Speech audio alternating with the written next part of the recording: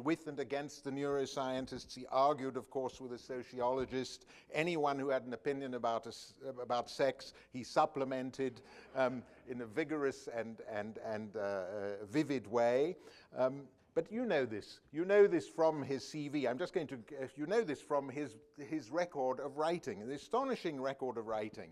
The early book, I think it was your first novel, Forgetting Eleanor, which was such a success. It goes back to the year I began teaching in London when I hadn't even thought of coming to America, 1973. And this was followed by not what you think, but he wrote an important manual. I think I can tell you that. Together with Charles Silverstein in 1977, he wrote The Joy of Gay Sex. So a quick follow-up to the heterosexual version of that book. And then, you know, it just goes on and on. He was the most amazingly productive writer. Everybody knows A Boy's Own Story of 1982.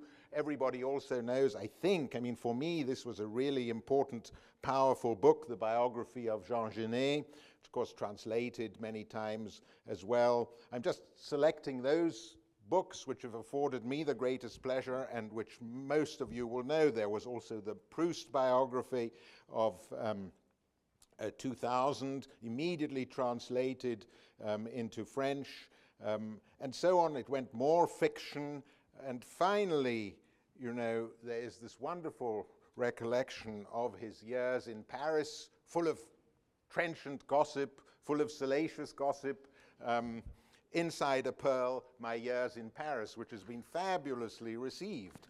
But you know, he's done his duty in making literature, not only his own literature known to the world, but making the broader world of other people who have contributed to, especially to the literature of homosexuality and the gay life. So there was the Faber Book of Gay Short Fiction in '91, the Jean Genet Reader, which supplemented that biography so marvelously, and then he wrote the very important, he edited the very important Within Loss, Artists in the Age of AIDS. Some of you will, of course, know his plays, The Blue Boy in Black, Trios, The Granary, and most recently, Terre Haute. So, you know, there really was no competition. It was an honor to have a literary figure such of the stature of Edmund amongst our fellows, and he certainly improved the way we spoke in our weekly seminars. It was sometimes a little difficult for me to apply to Edmund the rule which I, in this same maestrino-ish di scuola way, it was difficult for me to apply to him the rule which I have, which is one question at a time after a talk. So Edmund just ignored that rule and went on with an abundance of questions, which of course he illustrated. And I think I'm going to stick to my rule this evening when I talk with Edmund, because he is, of course, the great expert on Da Ponte. We'll talk about how he's decided to write his book. I just discovered his new approach, so we'll discuss all those things, or we'll let him talk about it. But I think before we begin, if you'll allow me, let me just, you know, everybody at Columbia has some kind of attachment to Lorenzo Da Ponte. I just see actually in the front row, I'm very happy to see her here, Teodolinda Barolini, who is the Lorenzo Da Ponte Professor of Italian Literature at Columbia University. So welcome, Teo. We're glad to see you here this evening, and I'm sure that she will be wondering about the titular holder or the eponymous figure behind this chair, who after all had a complicated life. Can I just ask, who has plowed all the way through the Memoria of Da Ponte? Could you just raise your hands? Not everybody. So Edmund, would you allow me just to sort of set the frame? This morning I talked to a colleague who is a big librarian at Columbia, and she said to me, what are you going to say about Da Ponte? I said the usual things about Da Ponte. I said, you know about Da Ponte? She said, no, not a thing. So I told her the life, and she was quite amazed by the vicissitudes and the vagaries of this quite extraordinary life. I think everybody knows that Da Ponte wrote the 3 great Mozart librettos. That's common knowledge. that he wrote Don Giovanni, or wrote Marriage of Figaro, Don Giovanni, and Così Fan Tutte. He wrote the librettos. But think of this life. I mean, it is an amazing life. So he's born in Ceneda in 1749, and so in the Veneto, and he's Jewish. He's, of course, not called Lorenzo Da Ponte, not a Jewish name. He's called Emanuele Conegliano, and perhaps predictably, his mother, who was called, my Russian grandmother would have referred to as Rochela Pinkala, you know, no more Yiddish name than that. So Rochela Pinkala was Lorenzo da Ponte's mother. She died, and the father then married some attractive non-Jewish woman. And so he decided to send his children to be baptized, and he was, of course, baptized, converted as well. And Lorenzo da Ponte acquired the name of the local bishop of Ceneda, who was called just that. And his three brothers were also converted at the time. So this is an extraordinary story thereafter. He became, for example, a teacher in the seminary in Treviso in 1774. And I just wanted to read you something very briefly about the sorts of things he did in Treviso. He was a top student there. Let me see if I can find my extracts here. The extracts have disappeared, but I might be able to find them in here.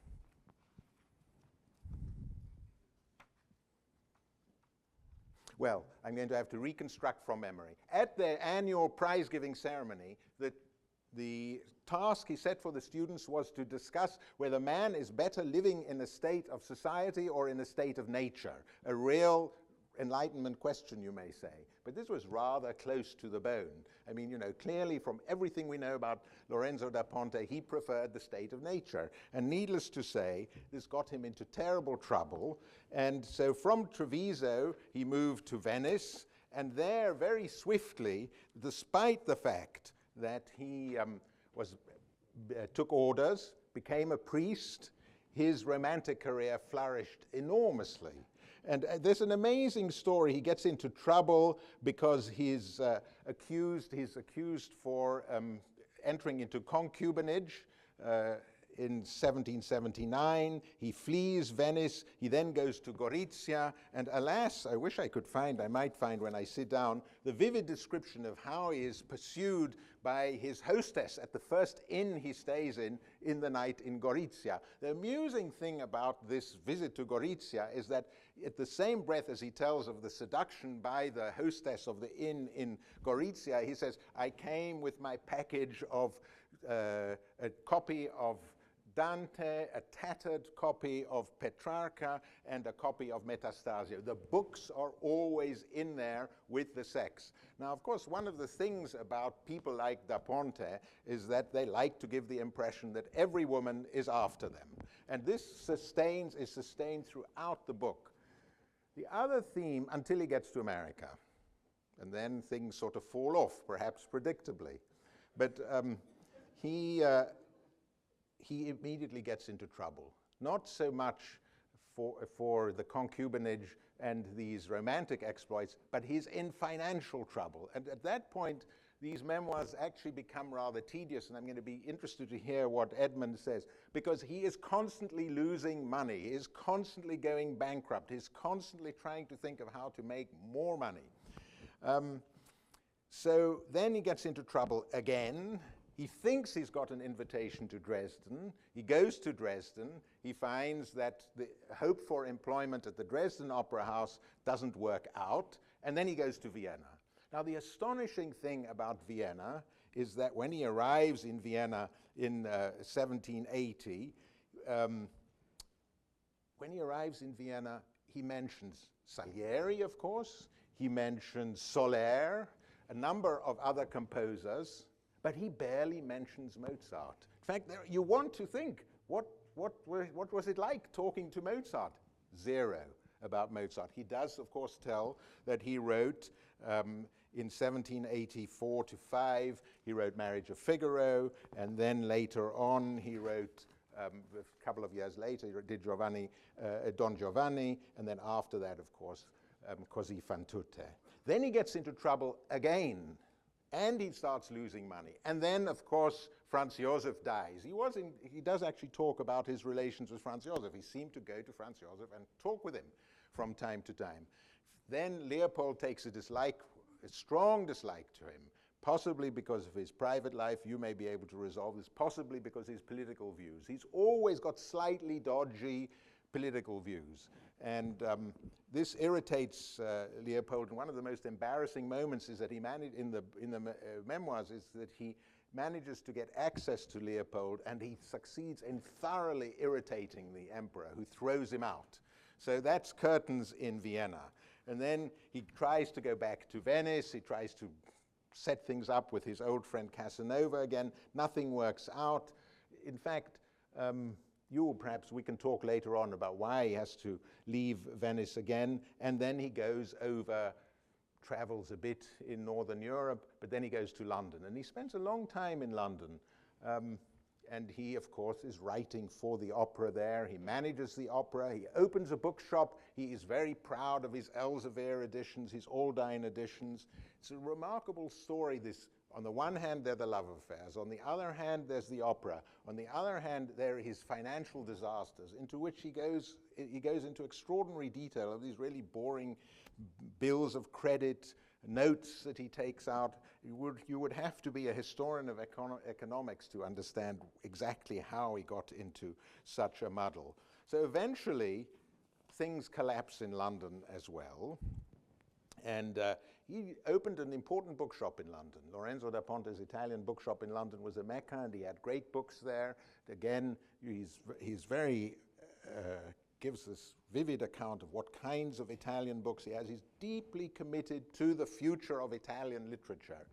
And then the sparks begin to fly. He had married an English woman, Anna Graal.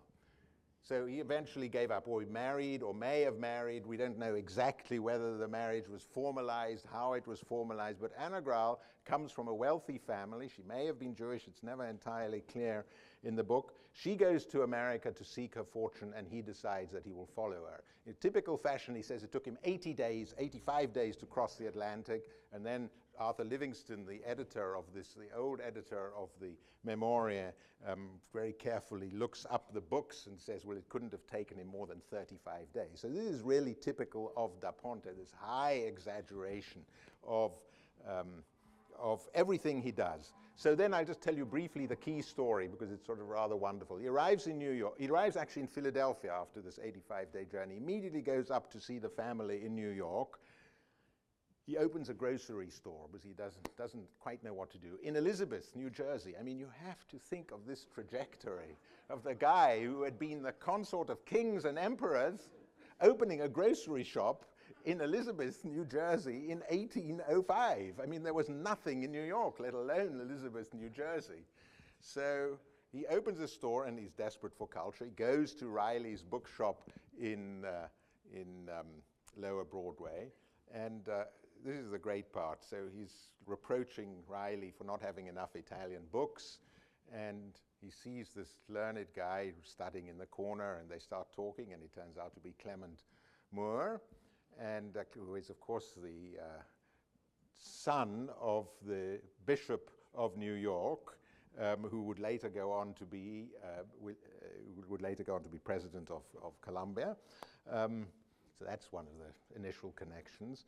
And they fall into a conversation, and Lorenzo Da Ponte says, I bet you can't name the 6 most famous Italian writers. So, of course, Clement Moore says, Dante, Boccaccio, Petrarch, that's 3, Tasso, and Ariosto. And he doesn't know who the 6th is. And the interesting thing is, the book ends without us knowing who the 6th writer is. It's very typical. It's frustrating. So at any rate, so he befriends Clement Moore. He starts a school. He teaches some students, immediately successful. He has 15 students in 1809, 24 a couple of years later. But then some things go wrong in New York, and this is the big disaster. He decides that he's going to seek his fortune in Sunbury, Pennsylvania. Who has been to Sunbury, Pennsylvania? Nobody in this audience. I actually have a colleague in the art history department who's thrilled to discover this because he comes from Sunbury, Pennsylvania.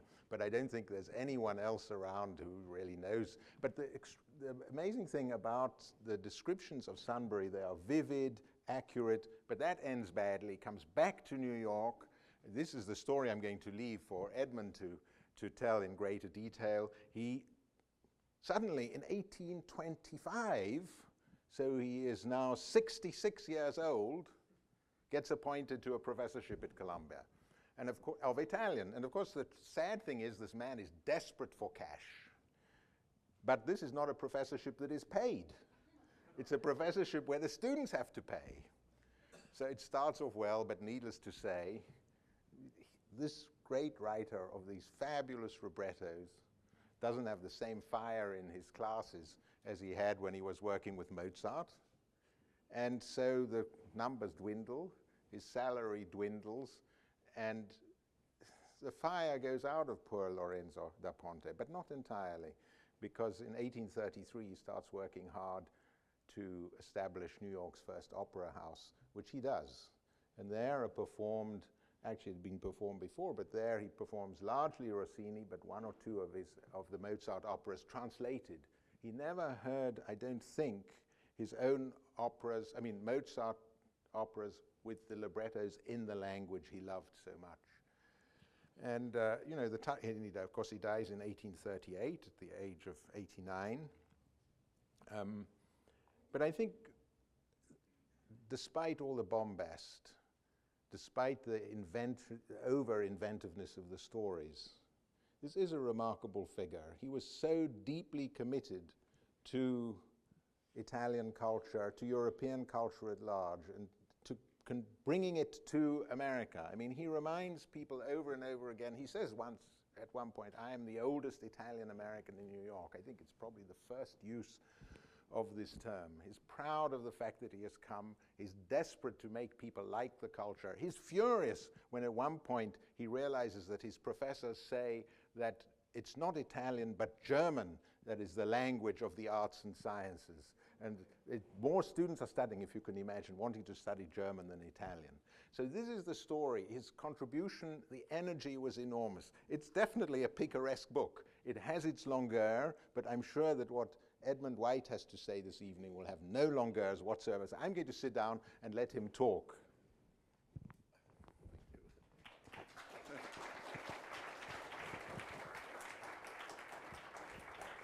Well, I kept thinking, what I want to write is a novel. Thank you for that wonderful introduction. I want to write a novel about Lorenzo Da Ponte, and I couldn't quite figure out how to do it. I mean, I was very interested in the idea of him as an old man in America, toothless, because when he was quite young, in his 30s, an enemy suggested that he paint his gums with nitric acid.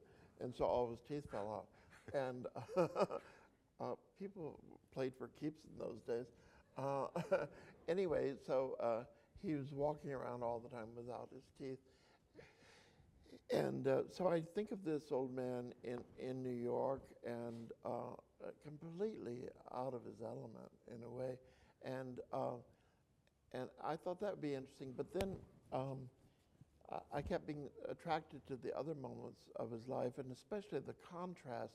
I mean, there's an enormous trajectory in this life. And I thought that one thing that would be interesting would be to show in a very intense way 4 days in his life, one in Venice, and one in Vienna, one in London, and one in New York. I thought that, you know, if you could really recreate those moments, that would be interesting. I mean, he certainly was a very courageous man, because he was always falling down. I mean, one of the things I think that people would be interested, I would think historians could use him as a source for about how perilous capitalism was in the 18th century. I mean, that because not only he, but almost all of his relatives and most of his friends are all going bankrupt, ending up in prison. I mean, but they're always sort of pulling themselves out and dusting themselves off and starting some new, entirely insane venture that has no relationship to the previous ones. I was very interested in, well, I mean, one of the remarkable things about him is, as you mentioned, he's such an enormous defender of Italian literature, and he sort of sees Italian culture, and especially Italian opera, as being this beacon of culture. And I suppose opera must have sounded as odd to Americans then, even quite cultured ones, as it does to teenagers today. I mean, these people getting up there and shouting and sweating, and you know, and a lot people would be attracted to his. He founded the first opera house, and he rather cleverly got everybody to subscribe to box seats. But the whole idea of rank after rank after rank of box seats was so against the spirit of democracy that it was a failure rather quickly. I think also listening to these operas, mostly Rossini, but his own Don Giovanni was finally put on by Garcia, was the man who came over, who was a great Spanish singer and teacher of music, who had these two daughters. One was Malibran, who became the most famous soprano of the day, but she was only 15 when she came here. Like many of the important singers of the day, she was 15 or 16, and they all were very, very young. And then her sister was Pauline Viardot, who became a great salonière in Paris, and who was the mistress of Turgenev. And the way all these lives interlock is so fascinating. But so there is there is an interesting problem here, because we know that the Opera House in New York sort of failed. Within 1845, the Opera House was no longer existent. It became a regular playhouse. Right. And then it burned down. And then it burned down. But the opera didn't take at the time. Nevertheless, so that's one question. But it's related to the other question, which is that you read Da Ponte, and he makes it sound as if he was a complete failure in New York, that he was rejected. He had no students. But there was a huge attendance at the funeral mass in St. Patrick's Cathedral. In other words, a lot of people. It wasn't like Mozart. No, there's no pauper's funeral for Lorenzo Da Ponte. But he was buried like Mozart in an unmarked grave. Well, he was. Now that's another story, because you want to tell the story about the unmarked grave? We don't know exactly where he was buried. Someone recovered what they thought was the remains of the tombstone. He was probably buried in the Catholic cemetery in 11th Street, on 11th Street. And about 30 years ago, I think they recovered some remains, and Olga Ragusa, who was professor of Italian here, even composed something, and he had a tombstone in Queens, but he was actually buried on 11th Street. And something amazing happened to me once. A brother of mine, his wife, an ex-sister-in-law, had made a community garden on East 11th between A and B, and I wanted to see it. This was in the early 70s, and I wanted to go and look at it. It was derelict, and out of the back of this garden came a man who had been warming himself on the fire. This was 5 years ago, or maybe 10 years ago, and he said, "Do you know somebody famous associated with music, associated with the opera, was buried here?" And I thought, goodness, who could it be? And then I remembered, because I'd already taken on this job at the Italian Academy, and I realized there was some kind of folkish memory of the fact that Lorenzo Da Ponte had been buried on 11th Street. In the edition, Livingston's edition of the memoirs, it said it was between Avenue A and First Avenue. This garden was between A and B. But this is the obscurity, like Mozart, into which the tomb of Lorenzo Da Ponte has sadly sunk. Yeah, I mean, that's very true. I mean, he did have lots of wealthy and important friends. As you mentioned, Clement Moore, the man to whom The Night Before Christmas is attributed, whose father constructed Chelsea and who built the Union Theological Seminary, and then as a kind of real estate device, and then built up the whole neighborhood around it. And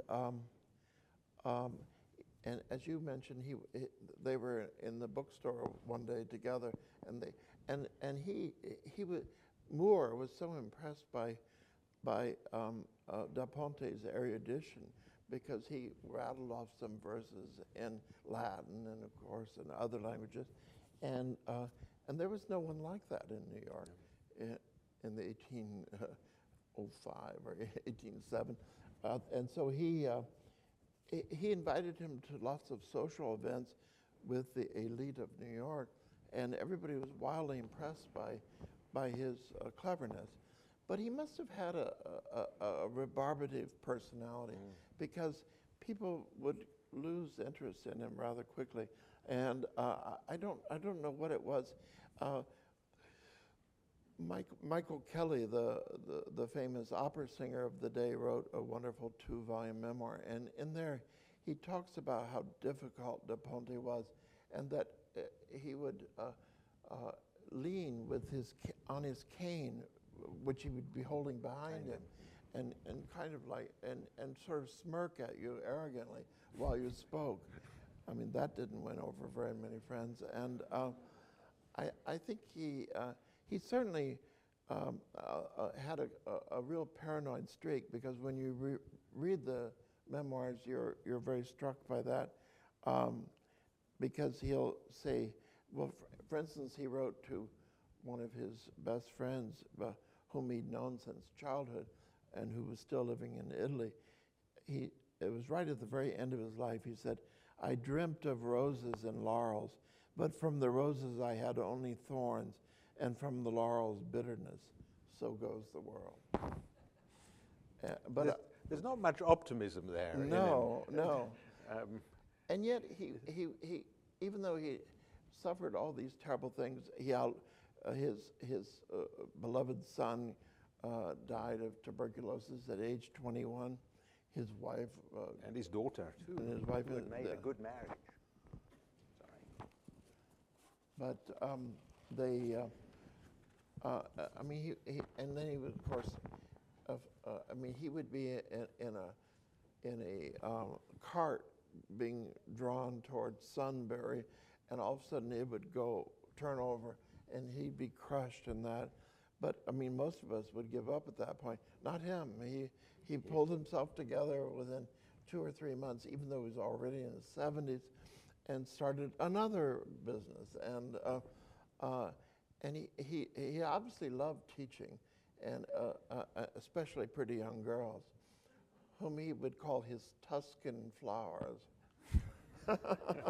He was very proud of his students, but they did diminish. You said 2 very interesting things at the beginning. Why did he, about how one survives in these proto-capitalist societies, whatever you want to call them, why did he continue making these bad investments? I mean, there's a kind of manic aspect to his desire to invest. He seems to have no common sense when it comes to money. He lends money left, right, and center. He signs notes of credit. Yes, he helps Taylor, who is his enemy in the London Opera. We should talk perhaps a bit about the time in London. I mean, he has this protector, the director of the predecessor of the earlier version of Covent Garden, who completely takes him in. He spends everything that he has been lent, doesn't pay back the loans, and gets more loans off poor Da Ponte. What is wrong with Da Ponte? Well, Casanova had warned him, gave him 3 warnings. He said, and I can't remember the other 2, but the third one was, don't sign any piece of paper in London.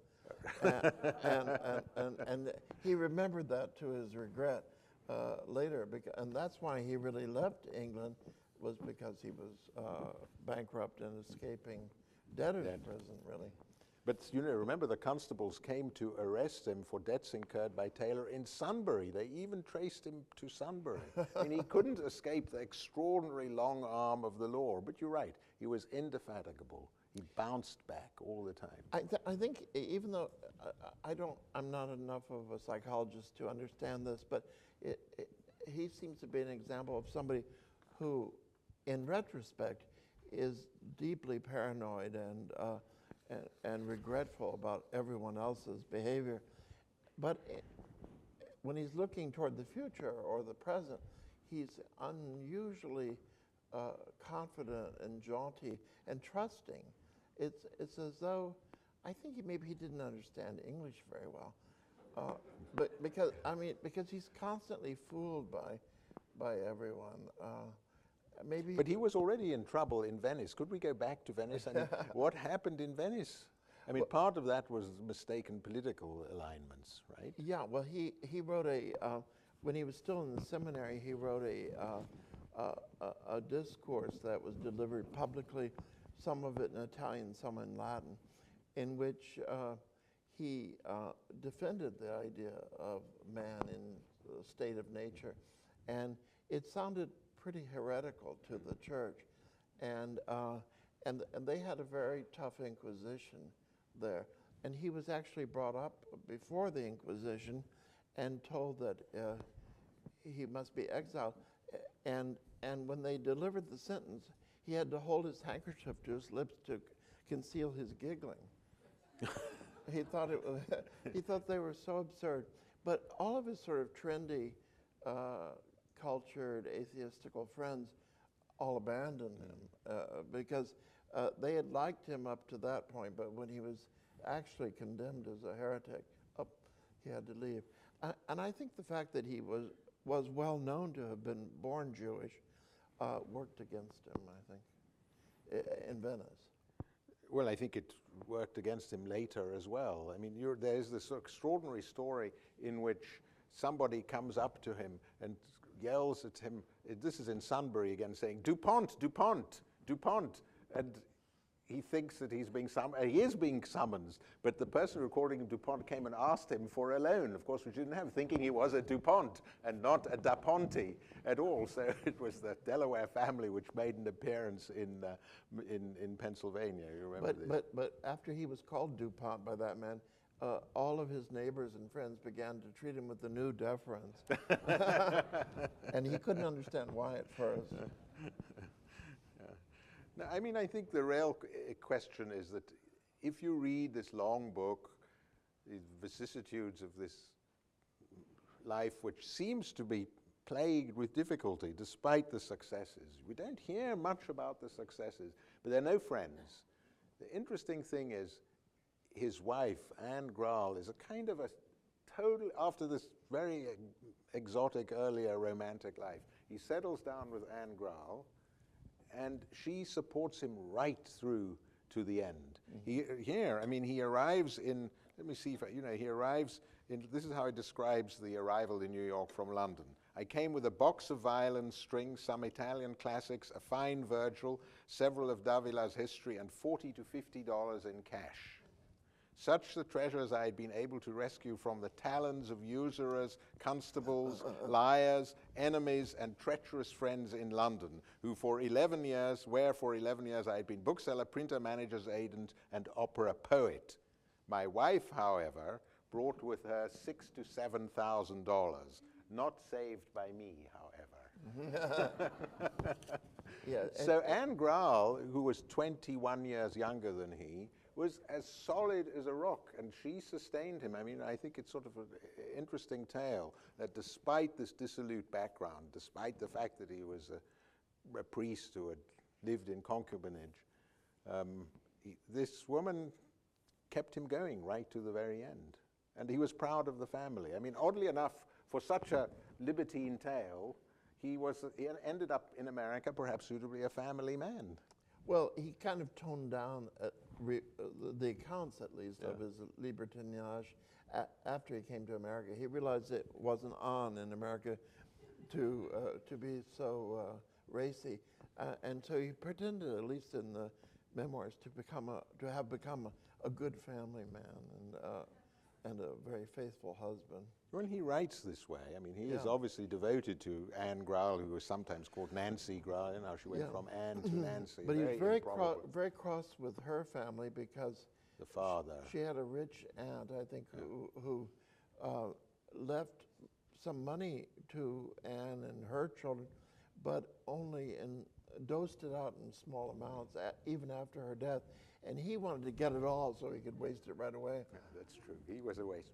But you're going to have a chapter on Vienna as well. Yes. Because now Vienna is really the big mystery, precisely because Mozart, where is Mozart in all of this? Well, why is there not more about Mozart? Well, Why is there nothing more about their working relationship? Why is there so little on the actual performances of the operas? He must have realized that this was better than the librettos the Axum he was writing for Soler. No, he didn't realize. He thought that una cosa rara, which is the rare thing is a virtuous woman, which he wrote for Martini Soler. He felt that was the best opera he ever wrote. He also liked another one he did for Soler called The Tree of Danae. In fact, L'Arbre de Danae he thought was the best opera he ever wrote. I got a pirated record from a performance at Rottingholm. The Swedish Palace of Una Cosa Rara. And even though the cast was pretty feeble, the music was absolutely beautiful. And I realized how arbitrary fame and history is. I mean, he could easily have been the great composer. I mean, Mozart, yes, of course. But, I mean, and even he talks about, even Da Ponte talks about him being a sublime artist. And even the emperor regarded him as divine. And there's a marvelous moment where one of Mozart's compositions is played for all the members of the court, and they're all having opinions about it. And finally, they think to ask Haydn, who's sitting in the audience, well, what do you think? And he said, well, the only thing I know is that Mozart's the greatest composer ever lived. You know, and he's living right there and much younger than Haydn himself. So I think people did recognize, in a way, his genius, but I suppose it didn't stand out in the same dramatic way it does for us, because there was so much music of that period that it was kind of yard goods. I mean, that sounded similar. But the interesting thing is that the memoirs are published in America. So by then, Mozart's reputation is fairly clear. So I think you would have expected some kind of reflection on that, and yet it's absent from the book. I mean, it's a great gap, I think. Yeah, I mean a great puzzle. Well, of course, he probably was working so fast he barely remembered what he'd done. Yeah. Because he had agreed at one point to write libretti for 3 different composers, all with deadlines of a month. And so he accepted all the commissions the way we freelance people do, terrified that we won't have another one.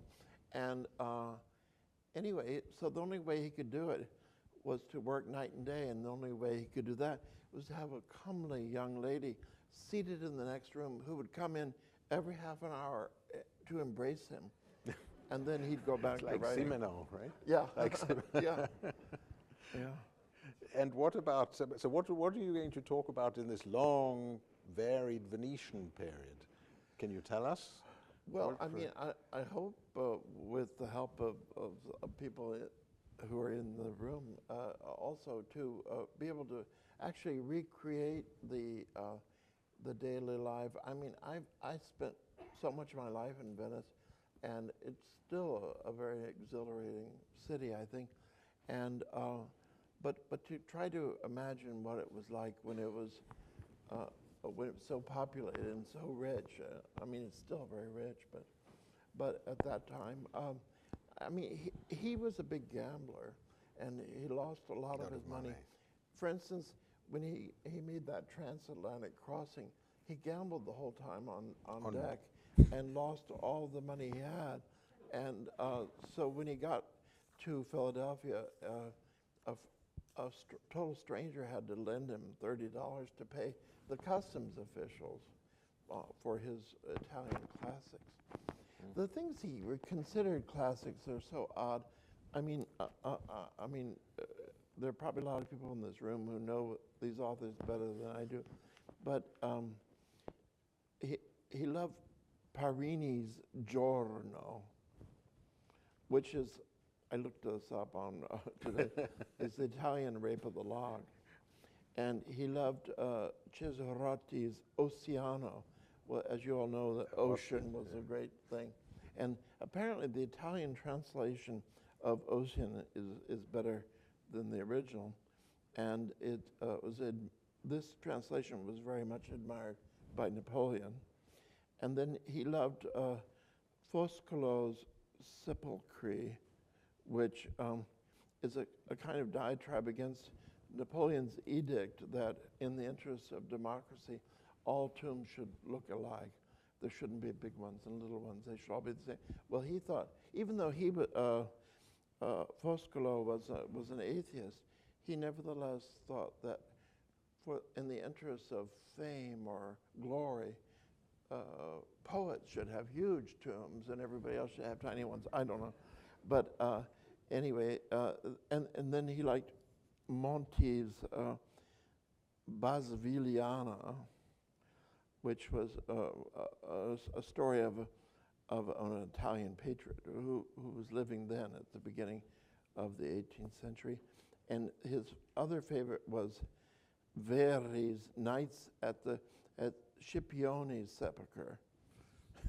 And Verri was a turncoat who started off as a loyal follower of the Pope, then became a follower of Napoleon, and then of the Austro-Hungarian Empire. He had a very interesting sequence. And anyway, these are now, are those names familiar to you?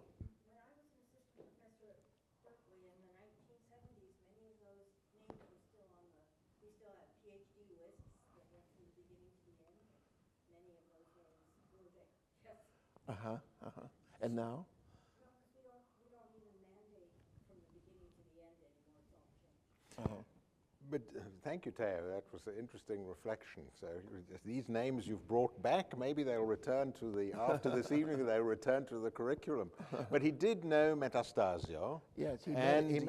And he was close to Casanova. Yeah. And I mean, you were commenting earlier as we were discussing this evening, you were commenting earlier on how much more vivid and much more readable and how much more interesting on a personal level the memoirs, I mean, aside from the obvious reasons, the memoirs of Casanova. I mean, these are very, very different from Casanova's memoirs. Yes, Casanova is hypnotic reading, I think, and I have all 6 volumes on my Kindle, and I keep batting my way through it. But I just think it's wonderful stuff, and partly because he knows how to tell story in the way that Da Ponte doesn't.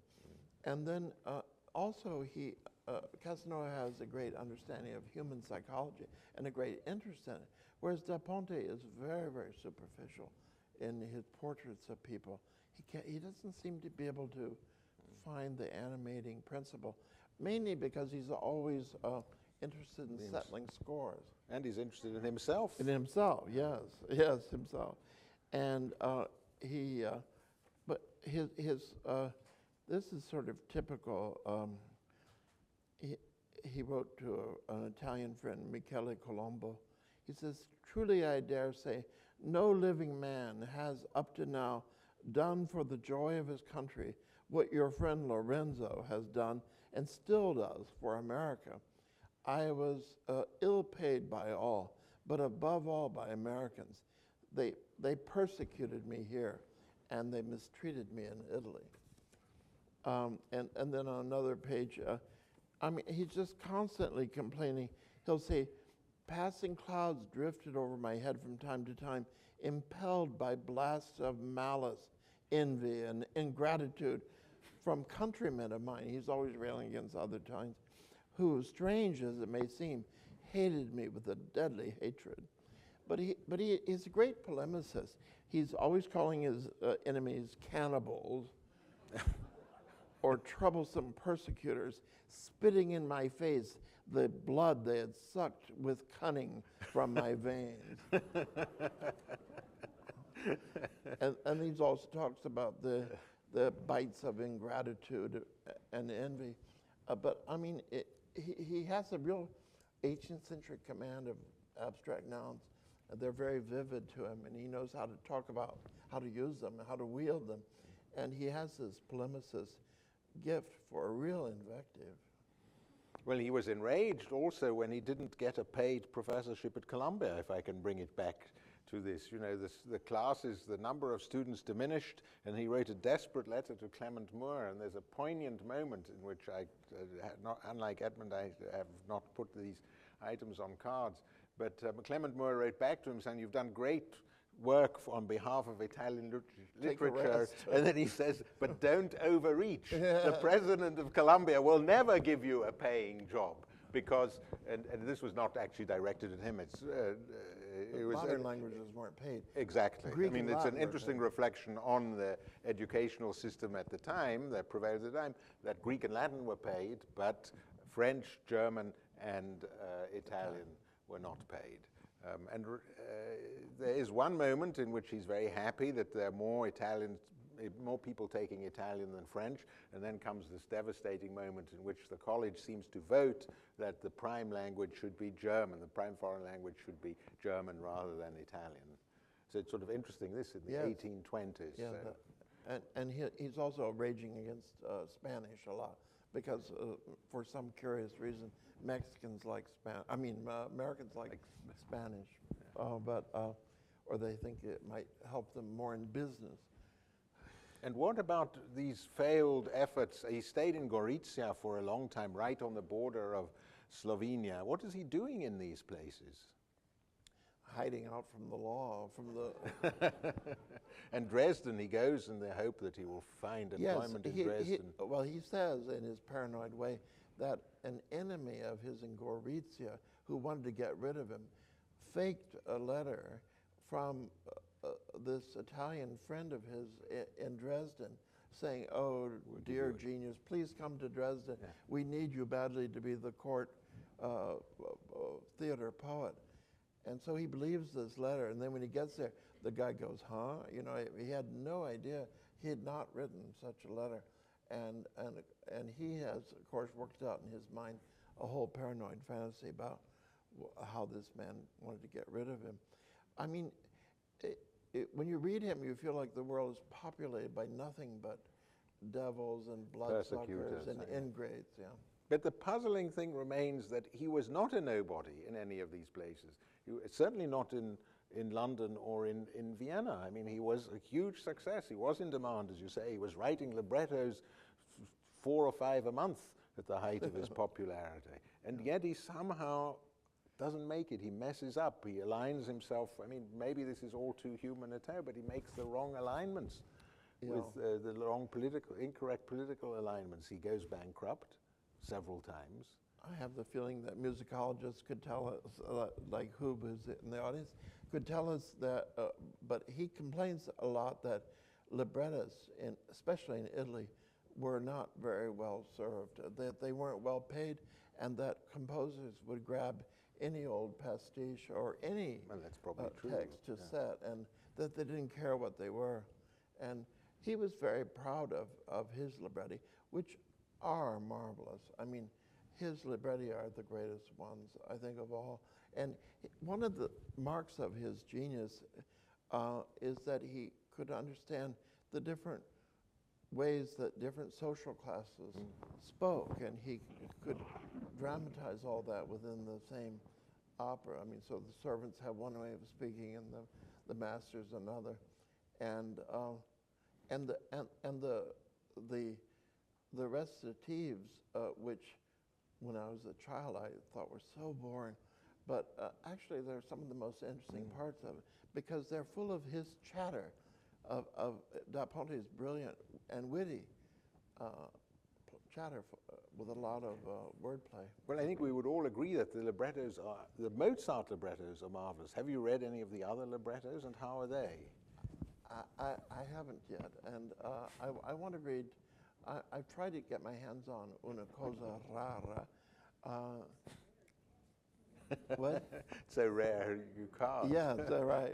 It was very. I mean, the music from it has been performed in a series of suites that you can buy on a normal recording, and it is wonderful music.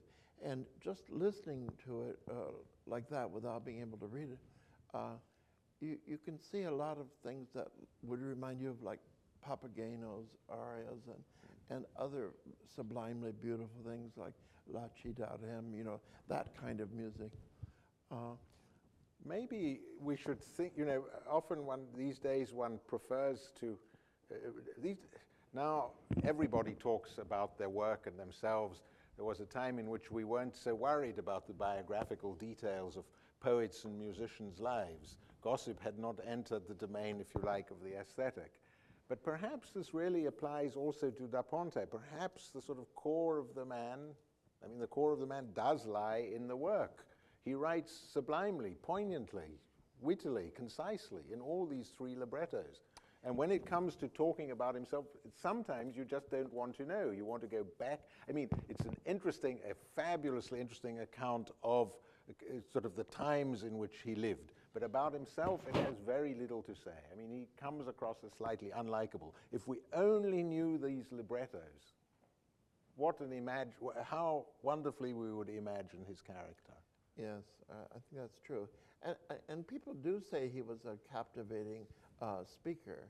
And he seemed to have, when he wanted to, enormous charm. For instance, the emperor who was spending all his money fighting the Turks decided to get rid of the Italian opera theater in Vienna, and that meant countless people would be out of work, including Da Ponte.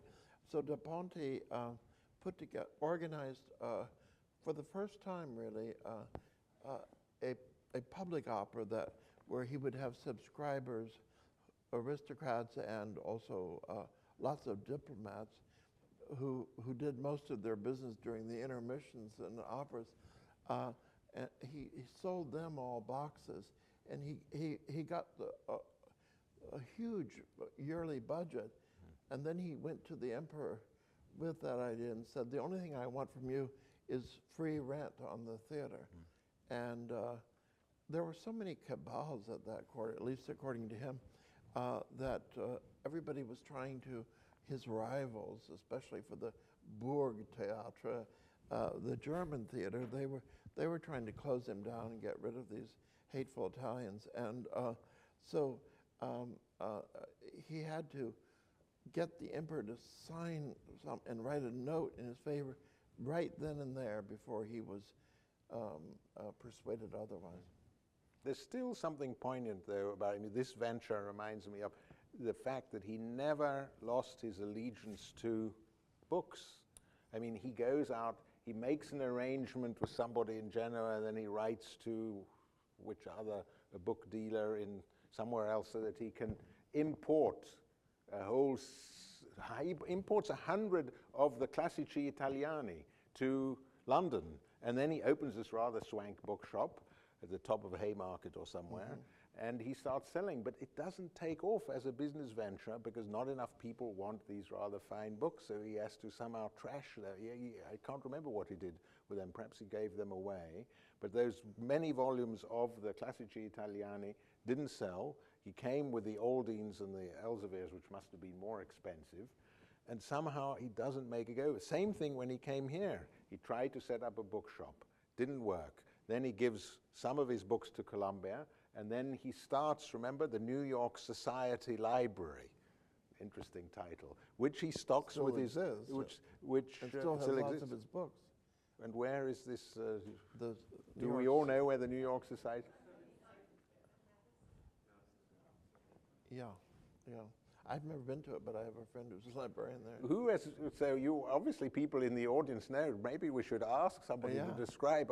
Have you seen books by Lorenzo Da Ponte?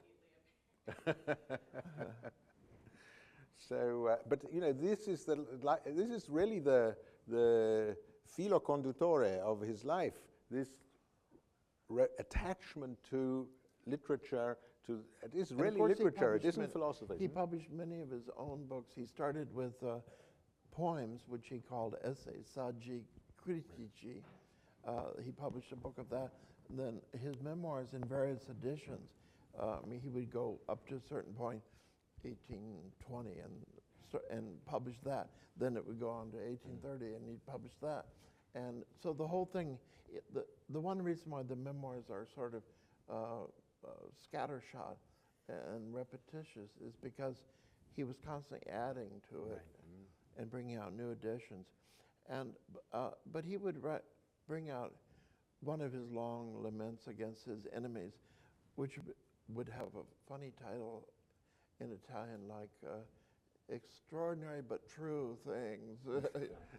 And he ends the whole book with a quote in Latin, which, as best I can make out from my high school Latin, means, I will not say everything, but everything I say is true.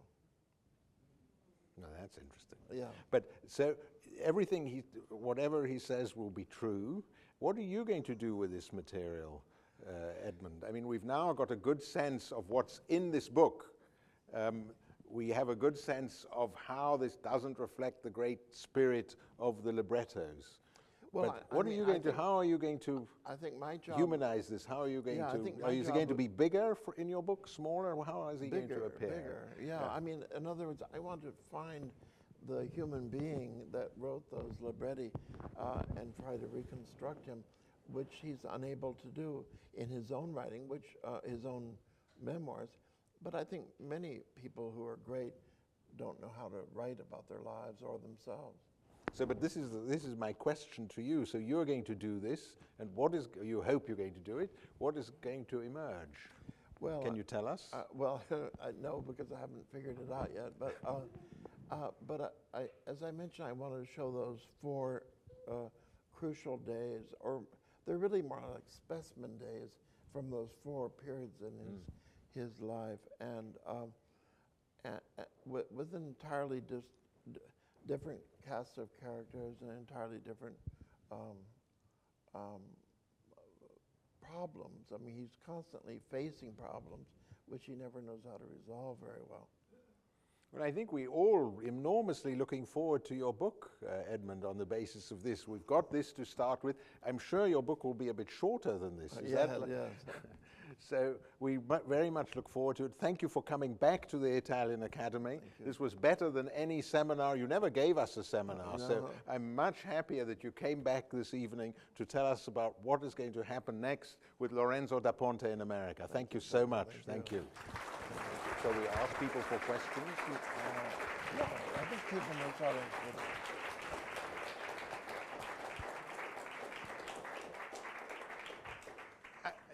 It sounds as if some of you have questions or supplements. Does anybody want to supplement what we have said? Does anyone disagree? Or can you tell us about your finds of books signed by Lorenzo Da Ponte in New York? I've been to the cemetery. The cemetery where? In Queens. Yes. I said Kaddish there. Yeah.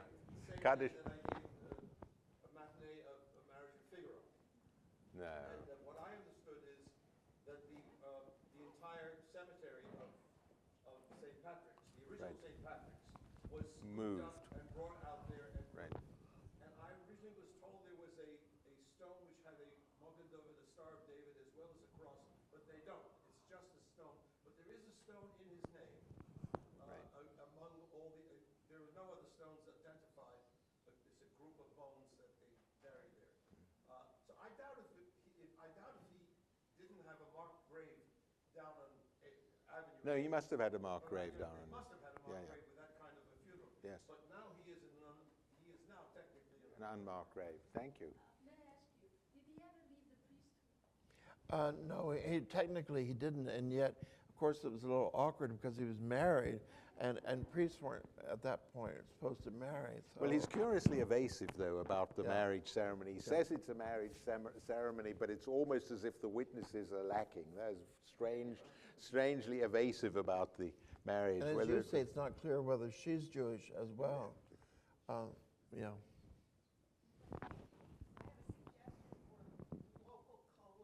Please.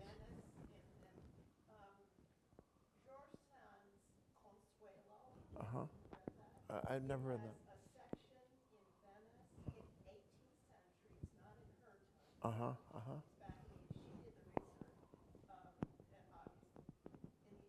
a section in Vienna in the 18th century. Oh, both those in Consuela. A character that in it, the real character, the composer Porpora, Yes.